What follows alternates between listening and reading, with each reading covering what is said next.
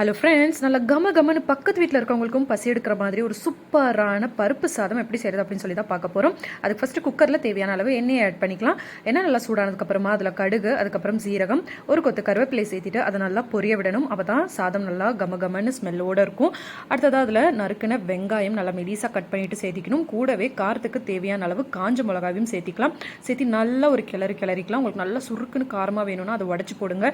இல்லை காரம் கம்மியாக வேணும்னா முழுசாகவே போடுங்க. அதுக்கப்புறமா அதில் கொஞ்சமாக மஞ்சள், கொஞ்சம் பெருங்காயம், அதுக்கப்புறமா ஒரு 3லேருந்து 4 தக்காளி நல்லா பழுத்த தக்காளியாக சேர்த்திட்டு தக்காளி நல்லா குழையிற அளவுக்கு வேக விடணும். அதுக்கப்புறமா நறுக்குன மல்லித்தலையை சேர்த்திட்டு நல்லா ஒரு கிளறலாம். தேவையான அளவு உப்பையும் சேர்த்திக்கலாம். தக்காளி நல்லா குழஞ்சதுக்கப்புறமா தண்ணி சேர்த்திக்கலாம். தண்ணி சேர்த்ததுக்கப்புறமா உப்பு டேஸ்ட் பண்ணி பார்த்துட்டு உப்பு சரியாக இருந்துச்சுன்னா அந்த தண்ணி கொதிக்கிற வரைக்கும் வெயிட் பண்ணலாம். தண்ணி கொதிக்க ஆரம்பிச்சதுக்கப்புறமா 4 டம்ளர் அரிசி எடுக்கிறீங்கன்னா 1 டம்ளர் பருப்பு ஆட் பண்ணணும். அப்போ தான் சாதம் டேஸ்டியாக இருக்கும்.